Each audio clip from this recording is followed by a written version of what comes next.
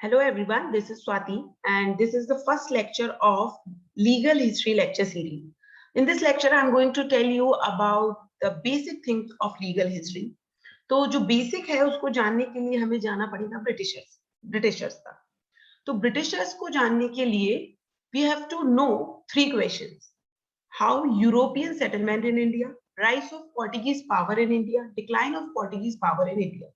जब हम ये तीन चीजें जान लेंगे तो ये जो चौथा क्वेश्चन है how Britishers came to India, कैसे आए ब्रिटिशर्स इंडिया, तो ये अपने आप क्लियर हो जाएगा. So let's start with the first topic, that is European settlement in India. European India में कैसे सेटल हुए? तो वास्को डी गामा का नाम आप सभी ने सुना होगा. सो 20th of November 1498 एडी को वास्को डी गामा पहली बार इंडिया में आए और जहां पर वो आए थे वो सिटी थी कैलिकट. और उस टाइम पे इंडिया के जो लोकल रूलर थे उस टाइम पे कैलिकट में कौन थे? किंग जैमोरिन. तो किंग जैमोरिन के टाइम पे वास्को डी गामा इंडिया आए और वो 3 महीने तक इंडिया में रुके. और किस किस इंटेंशन से आए थे? ट्रेड के पर्पज से. तो 3 महीने तक उन्होंने इंडिया में ट्रेड किया और जब वो वापस गए 3 महीने बाद तो उनका जो मुनाफा था वो उनके वॉयेज की कॉस्ट से 60 गुना था. अब 3 महीने बाद वो वापस चले गए अपनी वॉयेज की कॉस्ट से 60 गुना ज्यादा मुनाफा लेके.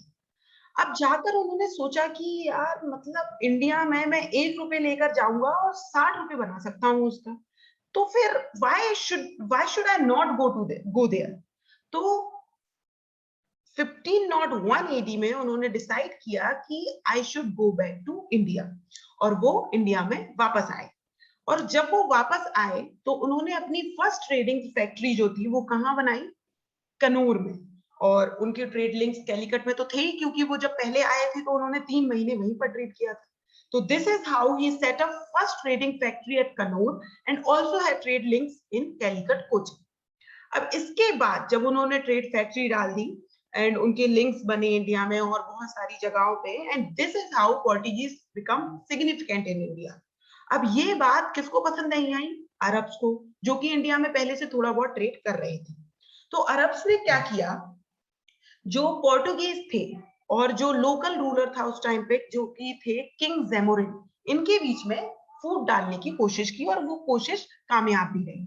और इसके बाद जो पोर्टुगीज और लोकल रूलर था उन्होंने फाइट छिड़ी और जो भी हुआ and after that with the victory of Portuguese military superiority was established and this is how European settlement in India is happened. इस तरीके से यूरोपियन इंडिया में सेटल हुए. अब जब सेटल हुए तो वो इतने आगे तक कैसे बढ़े? We have to read about that is rise of Portuguese power in India. तो जो पहले गवर्नर थे पोर्टुगीज के जो कि इंडिया के लिए अपॉइंट किए गए थे वो थे फ्रांसिस्को डी एल्मेडा, जिनको 1501 एडी में इंडिया के लिए अपॉइंट किया गया था पोर्टुगीज के द्वारा. तो इनकी पॉलिसीज को कहा जाता था इंडियन मतलब blue water policies. Blue water policies इनकी पॉलिसीज को क्यों कहा जाता था? क्योंकि इनकी जो पॉलिसीज थी वो इंडियन ओशियन के इर्द गिर्द की होती थी and that is why it is known as blue water policy.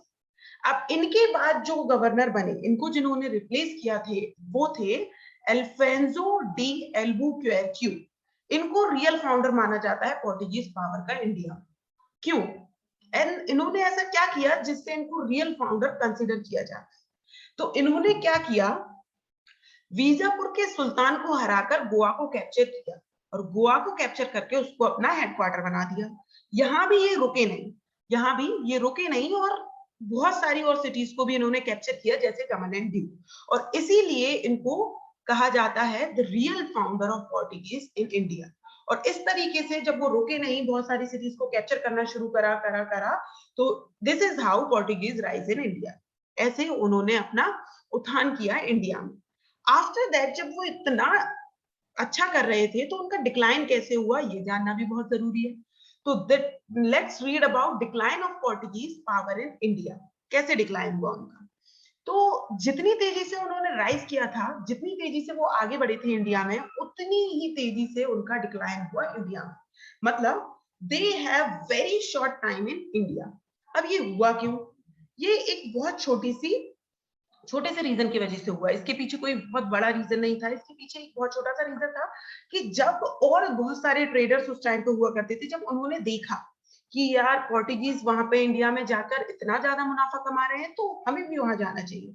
This is how British, Dutch, French etcetera came to India for the purpose of trade.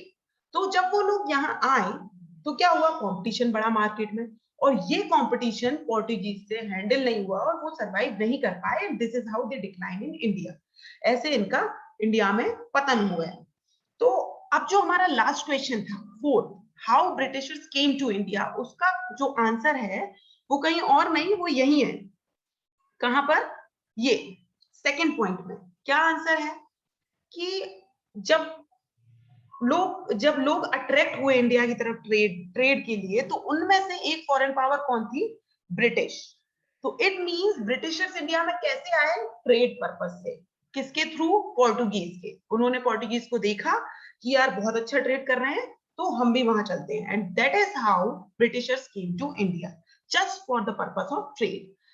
तो ये बेसिक चीजें थी लीगल हिस्ट्री को पढ़ने से पहले, जो कि इस वीडियो में बताई. And thank you for watching this video. And next video में हम पढ़ेंगे ईस्ट इंडिया कंपनी से रिलेटेड चीजें. So do subscribe my channel if you like my video. Thank you so much.